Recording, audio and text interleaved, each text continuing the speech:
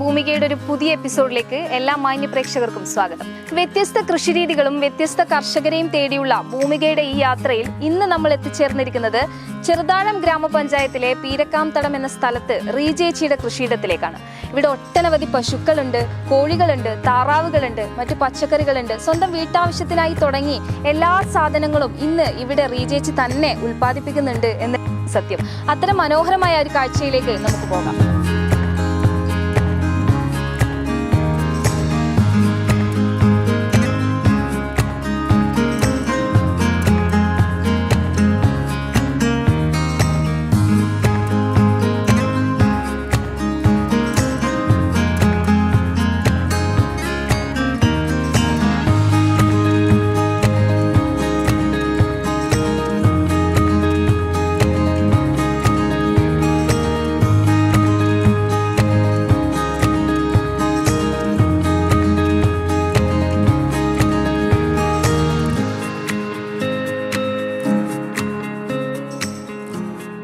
ഇവിടെയുള്ള പശുക്കളിൽ HF വിഭാഗത്തിൽപ്പെടുന്നവയും jersey, Kasaragod കുള്ളൻ തുടങ്ങിയ വിഭാഗത്തിലെയും പശുക്കളാണ് ഇന്ന് ഇവിടെ ഉള്ളത്.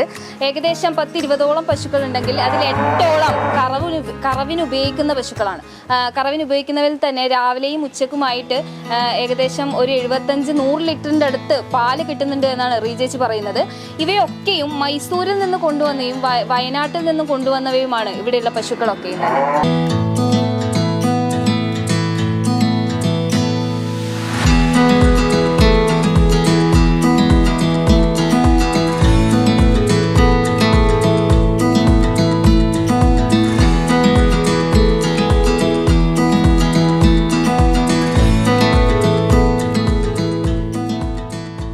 ഏകദേശം 10-13 വർഷക്കാലമായി ഈ കാർഷിക മേഖലയിലേക്ക് റീജേച്ചി തിരിഞ്ഞിട്ട്. അപ്പോൾ എത്ര പശുവിൽ വെച്ചായിരുന്നു ഈ ഒരു കൃഷി തുടങ്ങിയത്?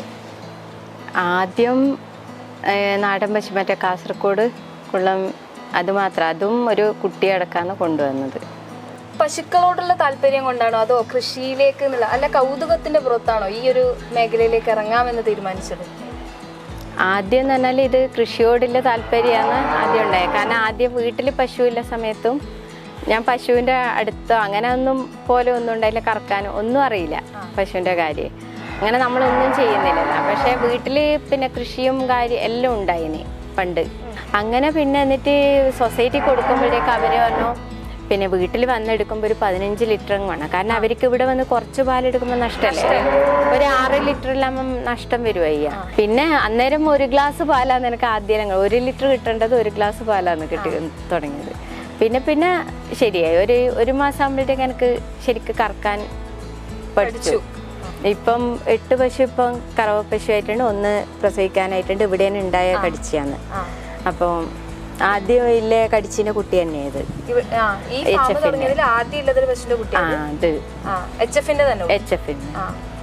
രാവിലെ എൻ്റെ കൂടെ പഠിച്ചൊരു എൻ്റെ ഒരു ക്ലാസ്മേറ്റ് ഉണ്ട്, സുരേഷ്. അപ്പോൾ ഹെൽപ്പ് ചെയ്യാൻ വരും. വേഗം പശുവിനെല്ലാം പകുതി ഞാനും കറക്കും. ഒരു 10 പശുവിനെല്ലാം ഞാൻ ഒറ്റയ്ക്ക് തന്നെ അന്നേരം കറക്കുമായിരുന്നു. അന്നേരം എല്ലാം കുറച്ച് ഒരുപാട് പാലൊന്നും അന്നേരം കിട്ടും. നമുക്ക് അന്നേരം അത്ര ഒരു ഐഡിയ ഇല്ലല്ലോ. അന്ന് ഒരു 50-60 ലിറ്റർ അങ്ങനെ ഇല്ലല്ലോ. പിന്നെയാണ് ഒരു ദിവസം പിന്നെയാണ് നമ്മൾ ഈ പാല് കൂടുതലില്ല പശുവിനെ നോക്കിയിട്ട് വാങ്ങിക്കാൻ തുടങ്ങിയത്. ശരിക്കും പറഞ്ഞാൽ ഒരു പശുവിന് ഒരു 20 ലിറ്ററിലെ പാലിലെ പശുവാകുമ്പോൾ നമുക്ക് നല്ല ലാഭം കിട്ടുക. കുറവില്ല പശുവാകുമ്പോൾ നമുക്ക് അതിൻ്റെ തീറ്റ ഇതെല്ലാം നോക്കുമ്പോൾ കുറച്ച് നഷ്ടമാണ്. ഏകദേശം ഒരു 15 ലിറ്റർ പാൽ ഒരു പശുവിനുണ്ടെങ്കിൽ വലിയ കുഴപ്പമില്ലാണ്ട് പോകാം. ഒരു പശുവിനെ സെലക്ട് ചെയ്യുമ്പോൾ ഇതല്ലാതെ വേറെ ഏതെങ്കിലും ലക്ഷണങ്ങൾ നോക്കിയിട്ട്? വേറെ നമുക്കൊരു പശുവിനെ കാണുമ്പോൾ ഒരു ഏകദേശം ഹൈറ്റും പിന്നെ അകിട് കാണുമ്പോൾ നമുക്ക് വേഗം മനസ്സിലാവും. അകിടിന്റെ ആ ഒരു വലിപ്പം ചിലതിന് അകിട് കാണാനുണ്ടല്ലോ, പക്ഷെ അതിന് പാലുണ്ടാവുന്ന നമുക്കൊരു ഐഡിയ ഉണ്ട്. അതിന്റെ മുലക്കമ്മലം കുറച്ച് നീളം ഇതെല്ലാം ആയിട്ട് അങ്ങനെ നമുക്ക് മനസ്സിലാവുന്നതാണ്.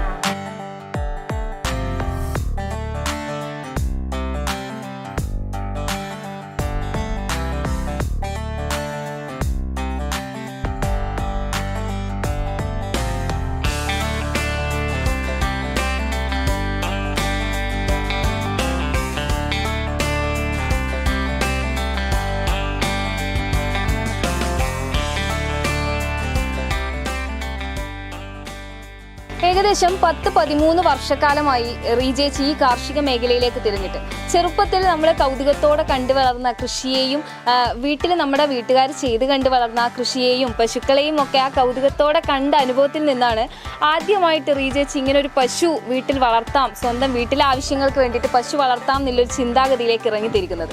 അങ്ങനെ ആ ഒരു ചിന്തയിൽ നിന്ന് ഒരു പശുവിൽ തുടങ്ങി, ഒരു കാസർഗോഡ് കുള്ളനിൽ തുടങ്ങി ഇന്ന് ഇപ്പോൾ ഏകദേശം 10-20ഓളം പശുക്കളുള്ള ഒരു തൊഴുത്ത്, ഒരു ഫാമിൻ്റെ ഉടമയാണ് ഇന്ന് റീജേച്ചി. പശുക്കളെ കൂടാതെ മറ്റൊരുപാട് കാർഷിക ഇനങ്ങൾ ഇവിടെ വളർത്തുന്നുണ്ട്, ഇവിടെ കൃഷി ചെയ്യുന്നുണ്ട്. എങ്കിൽ പോലും ഈ പശു വളർത്തലിൽ തന്നെ വളരെ വലിയ മികച്ച ഒരു വരുമാനം നേടാൻ വേണ്ടിയിട്ട് റീജേച്ചിക്ക് ഇതിൽ സാധിച്ചിട്ടുണ്ട്.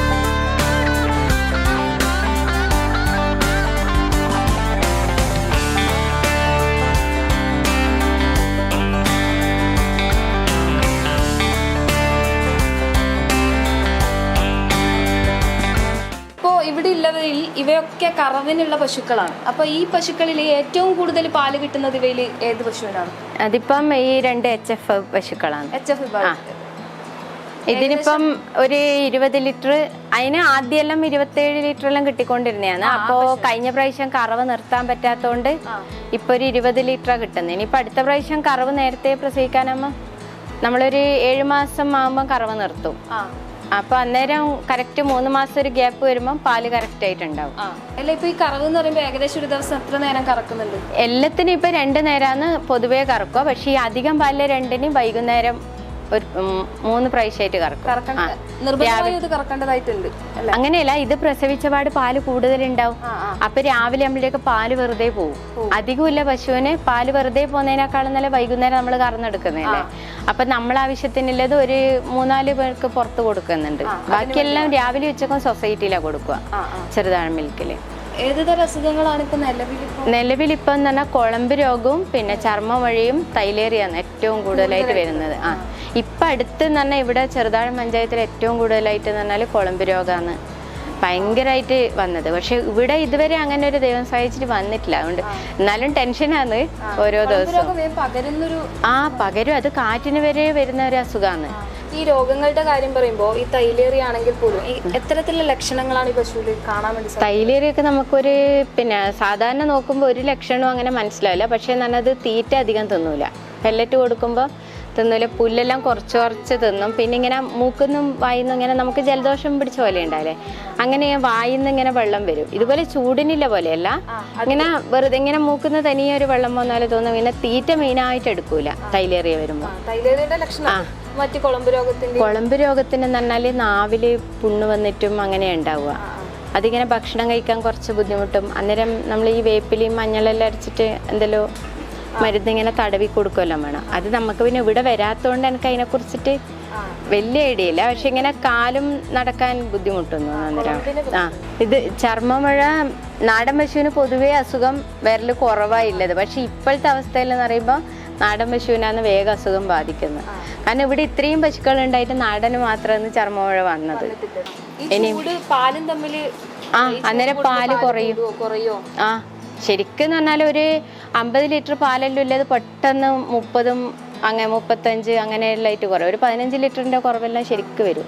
പിന്നെ എന്ന് പറഞ്ഞാൽ ചൂടില്ല സമയത്ത് മെയിനായിട്ട് എന്ന് പറഞ്ഞാൽ പുല്ലിനേക്കാളും നല്ലത് എന്ന് പറഞ്ഞാൽ വാഴത്തടയില്ലേ, വാഴത്തട കൊത്തി കൊടുത്താൽ പാല് കുറയില്ല. പാല് കൂടുതലേ ഉണ്ടാവില്ല ചൂടിന്. അത് ഏറ്റവും നല്ലതാണ്. പരമാവധി നമ്മൾ തീറ്റപ്പുല്ലിനേക്കാളും വാഴ കുറേ നടാൻ പറ്റുന്നുണ്ടെങ്കിൽ വാഴത്തട തെറിച്ചു കൊടുത്താൽ നല്ലതാണ്. ഇലേനേക്കാളും വാഴത്തടയാണ് കുറച്ചും കൂടി നല്ലത്.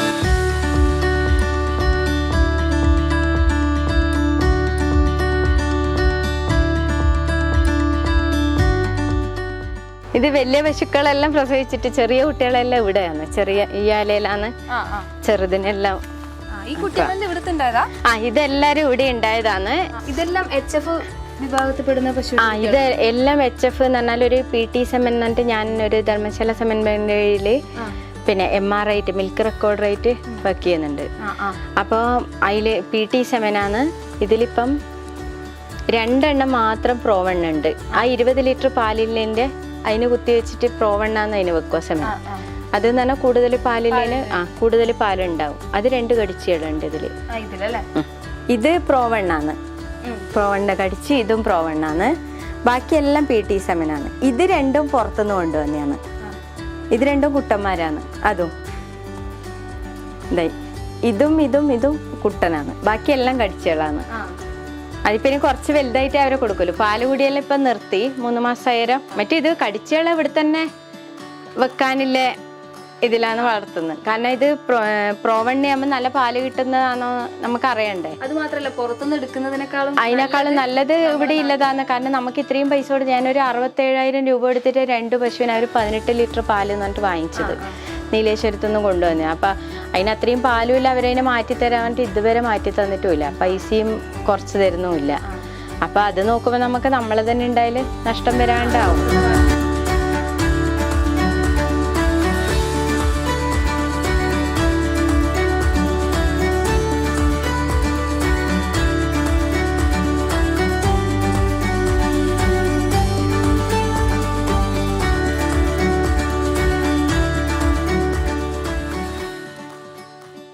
ഇവിടെ ഇപ്പോ ഈ പശു കൃഷി അല്ലാതെ മറ്റ് കവുങ്ങുണ്ട്, തെങ്ങുണ്ട്, മറ്റു കൃഷികളും വാഴകൃഷികളുള്ള കൃഷിയൊക്കെ നടത്തുന്നുണ്ട്. അപ്പോ ഇതിന്റെ ഈ വളങ്ങളൊക്കെ ഉപയോഗിച്ചിട്ടായിരിക്കുമോ അത് ആ കൃഷികളൊക്കെ ഇത്ര വിപുലീകരിക്കാൻ വേണ്ടി സാധിക്കുന്നത്? അത് പിന്നെ ഇത് പശുവിനെ കുളിപ്പിക്കുമ്പോൾ തന്നെ ഇത് പശുവിന്റെ മൂത്രം ഇതിലേക്കാണ് ചാണക ഇതുണ്ട്, കുളിപ്പിച്ച വെള്ളം ഇതാക്കാനുള്ള ടാങ്ക്. അപ്പൊ അതിലേക്ക് തന്നെ മൂത്രവും വരും. ഇത് നമ്മൾ ചാണകം വാരിയാലും ആ ചാണകത്തിന്റെ പൊടി കുറേ അവിടെ ഉണ്ടാവില്ല. അപ്പൊ ഇത് കഴുകുമ്പോൾ ചാണകവും എല്ലാം കൂടി ഇല്ല വെള്ളാന്ന് ഇതിലേക്ക് വരുക. അപ്പൊ ഇതിൽ ചാണക വെള്ളം അടിക്കേണ്ട മോട്ടറും ഉണ്ട്. അപ്പൊ ഈ സ്ലറിയെല്ലാം കൊണ്ട് ഓരോ തെങ്ങിനും കവുങ്ങിനും മാറി മാറി ഓരോന്നിനും അടിക്കും. അപ്പൊ തന്നെ നമ്മൾ ചേനയാണ് കാര്യമായിട്ട് മറ്റുള്ള പച്ചക്കറി ചെയ്യുന്നതിനേക്കാൾ എനിക്ക് ചേനയാണ് ലാഭം തോന്നുന്നത്.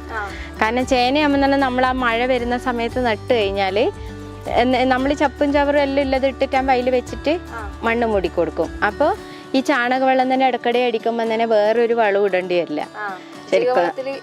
ചിലപ്പോൾ ആവശ്യമുണ്ടെങ്കിൽ എന്നാലും എനിക്ക് പച്ചച്ചാണകം ഇടേണ്ടി വന്നിട്ടേ ഇല്ല. കാരണം മഴ പെയ്യാൻ നമ്മൾ പച്ചച്ചാണകം വെച്ച് കൊടുക്കുക. തോല് കുറേ അരിഞ്ഞിട്ട് കൊടുക്കണം. എന്നിട്ട് പിന്നെ മണ്ണോട്ട് ഇംഗ്ലീഷ് വളമൊന്നും ഇതുവരെ ചെയ്തിട്ടില്ല. ഇല്ല. അവിടെ ഒരു 3-4 ഏക്കറിന്റെ അടുത്തുണ്ട്. കാനായിലെ 4 ഏക്കറിന്റെ അടുത്ത്. പിന്നെ നെല്ലിയാട്ട് എന്ന് പറഞ്ഞ സ്ഥലത്ത് 1 ഏക്കറുണ്ട്.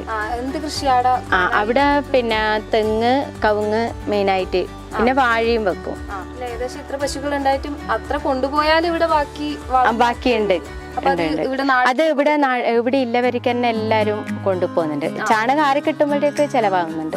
അങ്ങനെ ചെലവാകാത്തൊരവസ്ഥ വന്നിട്ടാ. കുറെ ആള് പറയും ഇങ്ങനെ ചാണകം ചെലവാകുന്നില്ല എന്ന് പറയുന്നത്. പക്ഷെ നമുക്കിതുവരെ ചെലവാവേണ്ടിയിരുന്നില്ല. അത്യാവശ്യം എല്ലാവരും വീട്ടിൽ തന്നെ അതെ പച്ചക്കറിയും പിന്നെ ചെടികളും എല്ലാം ഉപയോഗിക്കുന്ന ഇത് ചാണകം എന്തായാലും അവർക്ക് വേണം.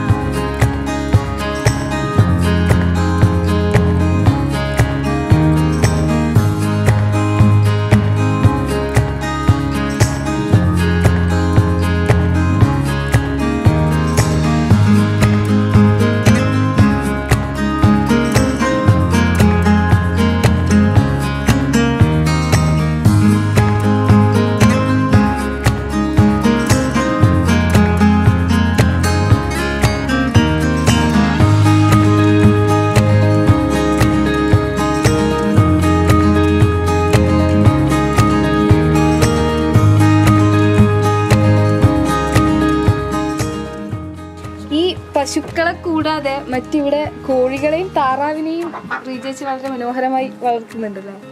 കോഴി ഇതുപോലെ എന്ന് പറഞ്ഞാല് പിന്നെ മൃഗാസ്പത്രിയിൽ നിന്ന് കോഴികളെ കൊടുക്കുമ്പോ അങ്ങനെ 5 രൂപ ഒരു കോഴിക്ക് ഉണ്ടായത്. ഒരു 50 രൂപ കൊടുത്തിട്ട് 5 കോഴീനെ വാങ്ങിച്ചത്. അതിലിപ്പോ അതിന് ഒന്നിച്ചില്ലേ പൂവൻ കോഴി അത് നാടൻ വന്നേരം അത് ചത്തുപോയി. ഇപ്പം 7 കോഴികളായുള്ളത്. ഇത് ഗിരിരാജനും മറ്റേത് 3 നാടനുണ്ട്. നാടൻ ഇപ്പം അവിടെ ഇരുന്ന് കോഴി ഉണ്ടായതാണ്. പക്ഷെ താറാവില്ലത് കൊണ്ട് ആ കോഴിയെല്ലാം ചത്തുപോയി. അത് തിന്നോ എന്തോ ചെയ്തു, ഇപ്പൊ കാണുന്നില്ല. അതുകൊണ്ട് ഇപ്പൊ താറാവിനെ വേറെ സെപ്പറേറ്റ് ആക്കിയിട്ട് വേറെ തന്നെ ആക്കുക. ഇത് 5-6 കോഴികളെ ഇല്ലെങ്കിൽ പോലും അതിന് വിശാലമായ സ്ഥലം തന്നെ.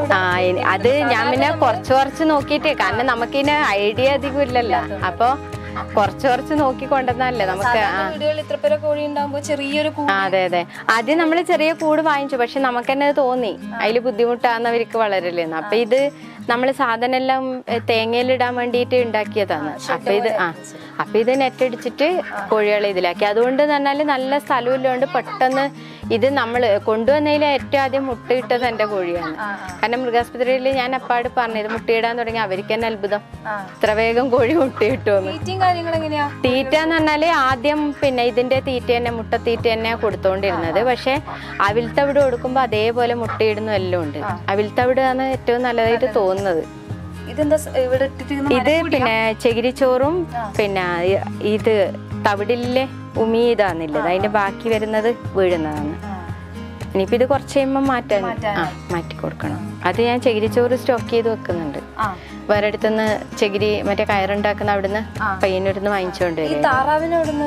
താറാവിന് എൻ്റെ ഇതുപോലെ പശുവിനെ നോക്കുന്ന ഒരു ചെറിയൊരു കർഷകനുണ്ട്, ഒരു അത്രേ ഒരു 20-21 വയസ്സുള്ള ഒരു ചെറിയൊരു കർഷകനാണ്.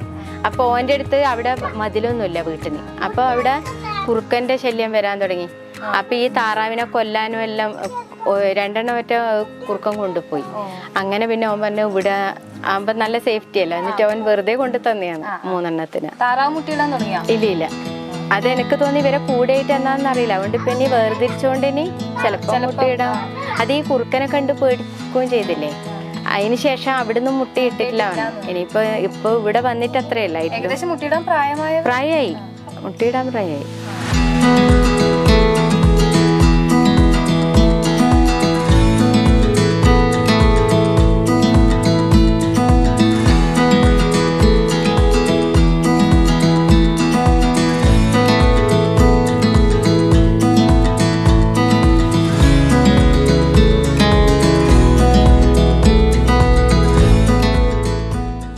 പൊതുവെ പശു വളർത്തലിൽ നിന്നും ഒട്ടേറെ ആളുകൾ ഇന്ന് പുറകോട്ട് പോകുന്നൊരവസ്ഥയാണ്.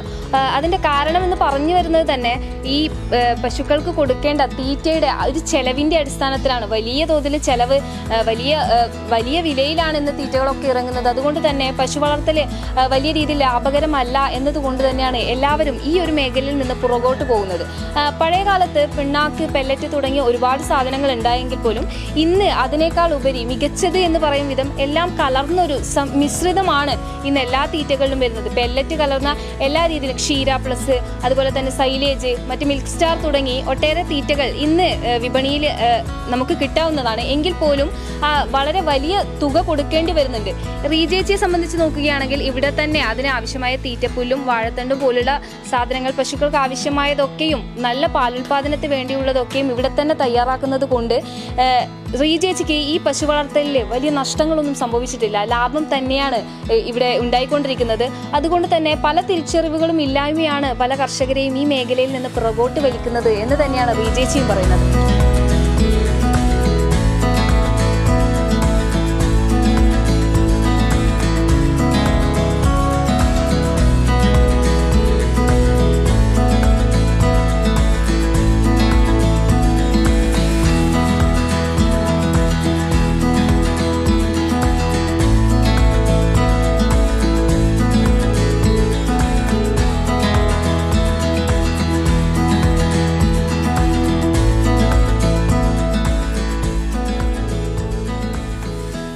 പൊതുവെ ഈ പശു കൃഷിയിലേക്ക് ആൾക്കാർ പിന്തിരിയുന്നൊരു കാലഘട്ടമുണ്ട്. കാരണം ഈ തീറ്റയുടെയും അതിൻ്റെയൊക്കെ വില കൂടുതൽ കൊണ്ട് അത് ലാഭകരമാക്കി നോക്കാൻ പറ്റുന്നില്ല എന്നുള്ളൊരു പൊതുവെ ഒരു അഭിപ്രായമുണ്ട്. അതിനെക്കുറിച്ച് എന്താ റീജേച്ചി? ശരിക്കും നോക്കുമ്പോൾ നമ്മൾ ലാഭം അല്ലാന്ന് തന്നെ പറയാ. പക്ഷെ എന്നാലും പിന്നെ നമ്മളിപ്പം എന്ന് പറഞ്ഞാൽ ഇപ്പം കായ്ത്തോലും അങ്ങനെയെല്ലാം കൊടുക്കുന്നതുകൊണ്ട് കുറച്ച് പാല് കൂടുതലുണ്ട്. അന്നേരം കുറച്ച് ഇതിൻ്റെ അളവ് കുറക്കാൻ പറ്റും. പിന്നെ തീറ്റപ്പുല്ല് കൊടുക്കുമ്പം വാഴ നട്ട് കഴിഞ്ഞാൽ വാഴത്തടി ഉണ്ടെങ്കിലും കുറേ ഈ തീറ്റ കുറക്കുമ്പോൾ നമുക്ക് ശരിക്കും ലാഭകരമായിട്ട് മുന്നോട്ട് കൊണ്ടുപോകാൻ പറ്റും. ഇതിനെ മാത്രം ആശ്രയിച്ചാൽ നമുക്ക് പൈസ കയ്യിൽ തീരെ അങ്ങനെ വരുന്നില്ല. ഇപ്പൊ കൂടി വരുന്നുണ്ട്. പിന്നെ ഈ അസുഖവും വരുമ്പോൾ അതിനെ ചികിത്സിക്കലും എല്ലാ ചെലവും വരുമ്പോൾ നമുക്ക് ശരിക്കും താങ്ങാൻ പറ്റില്ല. അതുകൊണ്ടാണ് ഇപ്പൊ പൊതുവെ ഞാൻ കുറേ സ്ഥലത്ത് റീഡിങ് എടുത്തോണ്ടിരുന്നതാണ്. ഇപ്പം MR എടുക്കാൻ പോകുന്നത് ഇപ്പൊ കുറേ അടുത്ത് ഞാൻ പോകുന്നിടത്ത് തന്നെ ഇപ്പം പശുക്കളില്ലാത്ത അവസ്ഥയാണ്. കുറേ ആൾ ഒഴിവാക്കിയിട്ടേ ഉള്ളത്. ഒരു വീട്ടിൽ നിന്ന് തന്നെ തീരെ എല്ലാ പശുക്കളെയും ഒഴിവാക്കി. പിന്നെയും ഞാനിങ്ങനെ പ്രോത്സാഹിപ്പിച്ചുകൊണ്ടിരിക്കുന്നുണ്ട്. കാരണം നമുക്ക് ഈ റീഡിങ് എടുക്കാൻ വേണ്ടി മാത്രമല്ല, പശുവിനെ നിർത്തിക്കഴിഞ്ഞാൽ നമുക്ക് ഒന്നും ചെയ്യാണ്ടിരിക്കുന്നതിനേക്കാളും എന്തെങ്കിലും ചെയ്യുന്നതല്ലേ നല്ലത്. ഇപ്പം ഞാൻ തന്നെ ഇപ്പം ഇത്രയും കാലം വെറുതെ ഇരുന്നതിനെ കൊണ്ടൊന്നും ഒരു കാര്യമില്ലല്ലോ. ഇതെല്ലാം ചെയ്യുന്നതുകൊണ്ട് നമുക്കൊരു സമയം പോവുകയും ചെയ്യുന്നുണ്ട്, ഒന്നും ആലോചിക്കാനേ ഒരു സമയമില്ലാത്ത പോലെയാണ്. ആ സമയങ്ങളിൽ കൊടുത്തു വരുന്ന പിണ്ണാക്കും കാര്യങ്ങളും തന്നെയാണ് ഇപ്പോഴും കൊടുത്തു വരുന്നത്? ഇപ്പോഴും അതേ സാധനം തന്നെയാണ് ഏകദേശം ഉള്ളത്. പക്ഷെ അത് പിന്നെ നമ്മളിപ്പോ ഈ കാലിത്തീറ്റ ഇപ്പൊ ഇങ്ങനെ പെല്ലറ്റ് ഇങ്ങനെ പീസായിട്ടുള്ള സാധന വരുന്നത്. ഇതിപ്പോ നമ്മളൊരു 20 ലിറ്റർ പാലില്ലേന് ഇതുപോലെ ഈ പാത്രത്തിന്റെ അളവിൽ ഒരു 3 അളവ് കൊടുക്കുക. ഒരു നേരം 2 നേരം തീറ്റ കൊടുക്കുക, രാവിലെയും ഉച്ചക്കും. അപ്പൊ ഇതൊരു 3 എണ്ണം ഇടും. പിന്നെ ഇത് ഓരോരോ അളവിടും. ഇതിപ്പോ ഒരു പാത്രം നിറച്ചും ഇങ്ങനെ ആക്കി. ഇതാകുമ്പോ എല്ലാം മിക്സുമായി.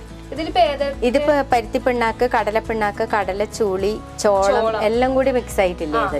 പിന്നെ ഒരു പാത്രം തവിടിടും. പിന്നെ ഒരു ക്ഷീര പ്ലസ് എന്നിട്ടിതാ ഇത് പിന്നെ 25 കിലോന്റെ പാക്കറ്റാണ്. ഇത് സൊസൈറ്റിയിൽ തന്നെ വരുത്തിക്കുന്നതാണ്. അപ്പൊ അതും ഒരളവ്. ഇതിപ്പോ പെല്ലറ്റിന്റെ അളവ് കുറക്കുന്നുണ്ടെങ്കിൽ അത് ആ അളവ് കൂട്ടിയിട്ട് അത് കൊടുത്തു കഴിഞ്ഞാല് അത്രയും പെല്ലറ്റിന്റെ അളവ് കുറക്കാൻ പറ്റും. ഈ സൊസൈറ്റിന്ന് കിട്ടുമെന്ന് പറയുമ്പോൾ സബ്സിഡിയും കാര്യങ്ങളൊക്കെ ഉണ്ട്. സബ്സിഡി തന്നെ നമുക്ക് എല്ലാ സമയത്തും സബ്സിഡി കിട്ടുന്നില്ല. അത് തന്നെ ഒരു ചില ഇപ്പം ഒരു 6 മാസത്തേക്ക് നമുക്ക് സബ്സിഡിയിൽ തീറ്റ കിട്ടിക്കൊണ്ടിരുന്നേ പകുതി പൈസക്ക്. അപ്പൊ അതിപ്പം നിർത്തിയിട്ട് ഇപ്പൊ ഈ മാസം ഉണ്ടായിട്ടില്ല. ഇപ്പൊ മാർച്ച് വരെ ഉണ്ടായതാണ്. ഇത് പെല്ലറ്റും തവിടും ക്ഷീര പ്ലസും പിന്നെ ഉഴുന്നിന്റെ തവിട് കൊടുക്കുന്ന പറഞ്ഞാല് ചൂടില്ല സമയത്ത് മെയിനായിട്ട് ഉഴുന്നിന്റെ തവിട് വാങ്ങിക്കും. അത് ചൂടില്ലേരം ഉഴുന്ന് തണുപ്പല്ലേ, അപ്പൊ അത് കൊടുക്കുമ്പോ കുറച്ച് ചൂട് കുറയല്ല. അതിന് വേണ്ടിയിട്ടാണ് ഈ ഉഴുന്ന് തവിട് കൊടുക്കുന്നത്. മഴക്കാലത്താകുമ്പോ അത് നിർത്തും. പിന്നെ തേങ്ങാപ്പിണ്ണാക്ക് കിട്ടുമ്പോ ഈ ചൂടില്ലേരം അധികം തേങ്ങാപ്പിണ്ണാക്ക് കൊടുക്കുന്നില്ല. മഴക്കാലത്താകുമ്പോൾ നല്ലതാണ്. തണുപ്പില്ലേരും തേങ്ങാപ്പിണ്ണാക്ക് പ്രശ്നമില്ല. മറ്റു ചൂടില്ലേരും തേങ്ങാപ്പിണ്ണാക്ക് എല്ലാം കൂടി ആകുമ്പോൾ ചൂട് കൂടുതൽ എല്ലാം ഇതാവും. അപ്പൊ അത് കൊടുത്തതിന് ശേഷമാണ് ഇത് സൈലേജ് കൊടുക്കുക. കൊറേ മുന്നേ വരുന്നുണ്ട് ഇത്. ഇതവര് ഇറക്കി തരുന്നുണ്ട് ഇവിടെ. ഇതിന് ഒരു കിലോനൊരു 8 രൂപ അങ്ങനെ വരുന്നത്. ചിലത് 9 രൂപയും അങ്ങനെയുള്ളതും ഉണ്ട്. ഓരോ സ്ഥലത്ത് ഓരോരോ വിലയാണ്. ഇല്ല, ഇതിപ്പം ഒരു ദിവസത്തേക്ക് പറഞ്ഞാൽ വലിയ പശുക്കൾക്ക് മാത്രം, കറവ പശുക്കൾക്കാണ് മെയിനായിട്ട് കൊടുക്കുന്നത്. പ്രസവിക്കാൻ അതിന് ഇത് അധികം കൊടുക്കാൻ പാടില്ല. കാരണം അതാകുമ്പോൾ കുട്ടി തടിച്ചിട്ട് പ്രസവിക്കാൻ ബുദ്ധിമുട്ട് വരും. മറ്റു കൊടുക്കുന്നതിനെ കൊണ്ട് കുഴപ്പമൊന്നുമില്ല. കുട്ടി തടിച്ചു കഴിഞ്ഞാൽ ബുദ്ധിമുട്ടല്ലേ. അതിനെ കൊണ്ട് കുറച്ച് പേർക്ക് കൊടുക്കുമ്പോൾ അത് കാണുന്നതുകൊണ്ട് കൊടുക്കും, മറ്റധികം കൊടുക്കൂല. ഇതുണ്ടായാലും പാല് അധികം കുറയൂല. ഇതാ ചോളത്തിന്റെ സ്റ്റോക്ക് ആക്കി വെച്ചാലും മോശം ഇല്ല. ഇത് പാക്കറ്റ് ഹോളോ എന്തെങ്കിലും വന്നിട്ടുണ്ടെങ്കിൽ പുഴുക്കൾ വരും, അങ്ങനെ മോശം. ഇത് അല്ലാണ്ട് നല്ല ടൈറ്റില് ഇത് പാക്ക് ചെയ്ത് കഴിഞ്ഞാൽ ഒന്നും വരില്ല. ഇതുവരെ നമുക്ക് പൊളിക്കുമ്പോൾ കുഴപ്പമില്ല. പക്ഷെ വേറൊരു പറഞ്ഞ ഈ ഗ്രോ ബാഗിലാകുമ്പോൾ ചിലപ്പോൾ ഹോള് വന്നു കഴിഞ്ഞാൽ വേഗം പെട്ടെന്ന് മോശമാവുന്നുണ്ട്. പക്ഷെ ഇതുവരെ നമ്മളിപ്പോ പൊളിച്ചതിലൊന്നും ഒന്നും കുഴപ്പമില്ല. ഇത് പെരിയാന്ന് പറഞ്ഞ സ്ഥലത്ത് നിന്ന് ഇത് ഈ മിൽക്ക് സ്റ്റാറും ഇതെല്ലാം നമ്മള് ഇറക്കുന്ന അവരെന്നെ വണ്ടിയിൽ കൊണ്ട് ഇറക്കി തരും. ഹോൾസെയിലിന്റെ. അപ്പൊ നമ്മളൊരു 40 ചാക്കുണ്ടെങ്കിൽ അവർ ഒരുമിച്ച് കൊണ്ടുതരും. ഇതിപ്പോ സൈലേജ് മാത്രം നമ്മളൊരു 25 പാക്കറ്റ് അവരിറക്കി തരും. 25 പാക്കറ്റ് ഒരു 25 ദിവസം. ഇതിപ്പോ ഒരു ദിവസത്തേക്ക് എത്തൂലോ. അതും വലിയവർക്ക് മാത്രമേ ഇത് കൊടുക്കുന്നത്. ചെറിയവർക്ക് പുല്ലന്നെയാ കൊടുക്കുന്നത്. കുട്ടികൾക്ക് അവർക്ക് ചെറിയവർക്ക് കൊടുത്തുകൂടാ. മറ്റേ 1.5 വയസ്സായാലും കൊടുക്കുന്നതിന് നല്ലതാണ്. മറ്റേ 5-6 മാസം ഒരു 3 മാസം വരെ അവർക്ക് കൊടുക്കാൻ പാടില്ല എന്നാ ഡോക്ടർ പറയുന്നത്.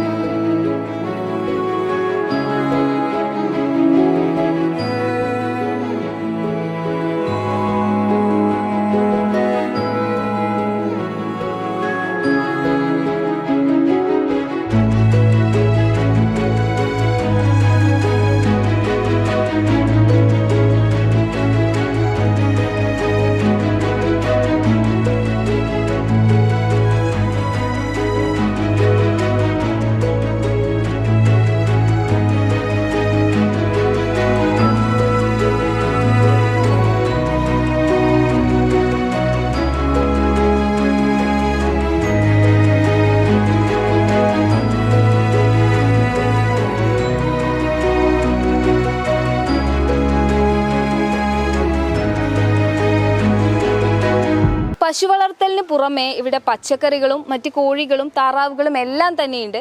ഇവിടെ ഈ ഒരു പറമ്പിൽ ഒട്ടനവധി വാഴകൾ നമുക്ക് കാണാൻ വേണ്ടി സാധിക്കും. വ്യത്യസ്ത ഇനത്തിൽപ്പെട്ട വ്യത്യസ്ത വിലയിലുള്ള വാഴകൾ ഓരോന്നും പരീക്ഷണാടിസ്ഥാനത്തിൽ ഇവിടെ റീജേച്ചി തയ്യാറാക്കി വെച്ചിട്ടുണ്ട്. അതുപോലെ തന്നെ പശു വളർത്തലിന് ആവശ്യമായ, പശുക്കൾക്ക് ഏറ്റവും കൂടുതൽ ആവശ്യമായ തീറ്റപ്പുല്ല്, കൂടുതൽ പാൽ ഉൽപ്പാദിപ്പിക്കാൻ ആവശ്യമായി വരുന്ന അല്ലെങ്കിൽ ഉപയോഗിച്ച് വരുന്ന തീറ്റപ്പുല്ല് ഇവിടെ തന്നെ ഈ പറമ്പിൽ തന്നെ ഈ വാഴകൾക്കിടയിൽ വളരെ മനോഹരമായി തന്നെ ഇവിടെ സജ്ജമാക്കി വെച്ചിട്ടുണ്ട്. അതിൽ തീറ്റപ്പുല്ലിലും വ്യത്യസ്ത ഇനം പുല്ലുകളുണ്ട് എന്നാണ് റീജേച്ചി പറയുന്നത്. ഹൈറ്റ് വെക്കുന്ന രീതിയിലുള്ള തീറ്റപ്പുല്ലുകളും മറ്റ് നിറത്തിന്റെ വ്യത്യാസത്തിലും ഹൈബ്രിഡ് എന്ന പോലെ 2 രീതിയിലുള്ള തീറ്റപ്പുല്ലുകളും ഇവിടെ ഈ പറമ്പിൽ തന്നെ നട്ട് പിടിപ്പിച്ചിട്ടുണ്ട്. അതുകൊണ്ട് തന്നെ പുറത്തുനിന്ന് വാങ്ങേണ്ട ആവശ്യം വരുന്നില്ല. അതുപോലെ ഈ പറമ്പിൽ ഈ വാഴകൾക്കൊക്കെ ഇടയിലായി ഇനി ചെയ്തു വരാൻ പോകുന്നത് ചേന കൃഷിയാണ്. ചേന, മഞ്ഞൾ, ഇഞ്ചി തുടങ്ങിയ എല്ലാ കൃഷികളും ഇവിടെ തന്നെ ഉണ്ടാക്കുന്നുണ്ട്. ഇവിടെയൊക്കെ ചേനക്ക് വേണ്ടി തടമെടുത്ത് വെച്ചിട്ടുണ്ട്. മഴയ്ക്ക് മുന്നേ ചേനകളൊക്കെയും നടും.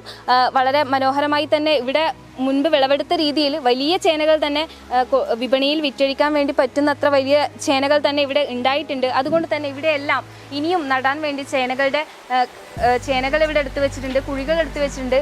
വളരെ മനോഹരമായി തന്നെ ഇവിടെ ഈ ഒരു പറമ്പ് ഇനി അടുത്ത കൃഷിക്ക് വേണ്ടി റീജേച്ചി സജ്ജമാക്കിക്കൊണ്ടിരിക്കുകയാണ്.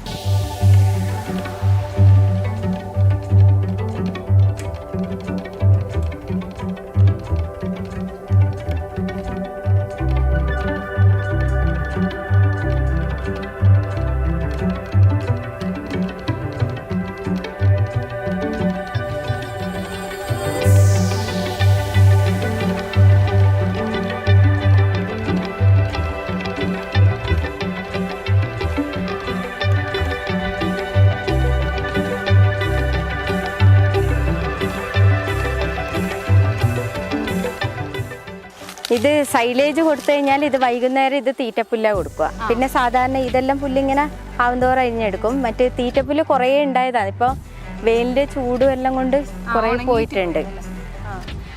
ഇതിപ്പോ തീറ്റപ്പുല്ല് എത്ര നേരം കൊടുക്കും പശുവിന്? തീറ്റപ്പുല്ല് എന്ന് പറഞ്ഞാൽ വൈകുന്നേരം മെയിനായിട്ട് കൊടുക്കും. ഈ പകല് സമയം ഇപ്പൊ സൈലേജ് ചൂടിന്റെ ഇതുകൊണ്ടാണ് സൈലേജ് കൊടുക്കുന്നത്. ഇത് തീറ്റപ്പുല്ല്. പിന്നെ ഇത് നല്ല വണ്ണമില്ലത് ഇത് മുറിക്കാണ്ട് വെക്കും, കട്ട് ചെയ്യാണ്ട്. തണ്ട് വലുതായിട്ടാകുമ്പോൾ ഇത് കട്ട് ചെയ്തെടുത്തിട്ട് ഇതിന്റെ തണ്ടാന്ന് മുറിച്ചിട്ട് പീസാക്കിയിട്ട് ഓരോന്നിലും വെച്ച് കൊടുക്കുക. ഇപ്പം പിന്നെ ക്ഷീരസംഗമം ഉണ്ടായിട്ടുണ്ട്. അതിനിവിടെ ചെറുതാഴം തന്നെ നമ്മൾ പിലാത്ര. അപ്പൊ അവിടെ ഇവർ ക്ഷീരവികസന ഓഫീസിൽ നിന്ന് അവര് കളക്ട് ചെയ്തിട്ട് 5 തരം ഇത് കൊണ്ടുവന്നിട്ടുണ്ടായിരുന്നു. അപ്പം അതിൽ നിന്ന് ഓരോ പീസ് എനിക്ക് തന്നു. ഞാൻ അത് അവരെ ഹെൽപ്പ് ചെയ്ത് ഇങ്ങനെ ചട്ടിയിൽ നടാനെല്ലാം കൂടുമ്പോൾ അവർ അതിൽ വെക്കുമ്പോൾ ഇതെല്ലാം നിങ്ങൾ കൊണ്ടുപോയി നട്ടോന്ന് പറഞ്ഞിട്ട് അതിൻ്റെ ഇത് റെഡ് നേപ്പിയർ എന്ന ആ ഗ്രോ ബാഗിൽ കാണുന്നത് അവിടെ. പിന്നെ ഇത് CO3 ആണ്, ഇതെല്ലാം CO5 ആണ് ഇവിടെ കാണുന്നത്. വ്യത്യാസമുണ്ട്. അത് സൂപ്പർ നേപ്പിയറിന്റെ ഒന്നപ്പുറം, ഇതിന്റെ അപ്പുറം കണ്ട അത് സൂപ്പർ നേപ്പിയർ ആണ്. അത് എന്ന് പറഞ്ഞാൽ നല്ല വേഗം ഉണ്ടാവും. ഇതിനേക്കാളും ഉഷാറുള്ളത് വളരും. ഇതിപ്പോ തന്നെ ചാണകവെള്ളം ഇതിലേക്കെല്ലാം ഓരോ സ്ഥലത്തേക്ക് മാറി മാറി അടിക്കുക. ഓരോ ദിവസം ഓരോ സ്ഥലത്തേക്ക് വെക്കും. ഇതിപ്പം പിന്നെ വാഴ എന്ന് പറഞ്ഞാല് മൈസൂരുണ്ട്, മങ്കവാഴിയും പിന്നെ ആനപ്പൂവനറ്റതാ ആ കൊലച്ചിട്ടുണ്ട അവിടെ. അപ്പൊ അത് ആനപ്പൂവനാണ്. ചേന ഇപ്പൊ ഇത് ഒന്ന് ഒഴിഞ്ഞു പോയിന്, അതെല്ലാം ഇപ്പം മുളക്കുന്നുണ്ട്. ചേന സമയമായി, മാർച്ചിലാ നടേണ്ടത്. പക്ഷെ ഇപ്രാവശ്യം നമുക്ക് മഴ കിട്ടാത്തോണ്ട് കുറച്ച് ലേറ്റ് ആയത്. ഇതിപ്പോ ഇതിനെല്ലാം മുള വന്നില്ലേ, ഇതെല്ലാം ഇങ്ങനെ കട്ട് ചെയ്യും.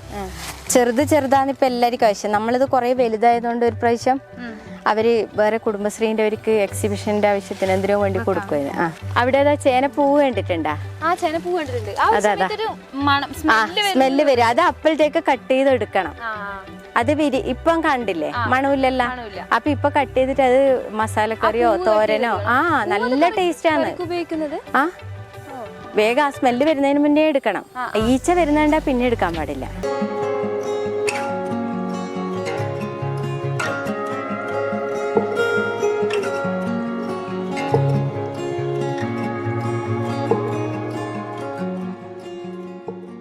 ഭൂമികയുടെ ഇന്നത്തെ ഈ എപ്പിസോഡ് ഇവിടെ അവസാനിക്കുകയാണ്. മറ്റൊരു കർഷകന്റെ കൃഷി വിശേഷങ്ങളുമായി അടുത്ത എപ്പിസോഡിൽ കാണും വരേക്കും ബൈ.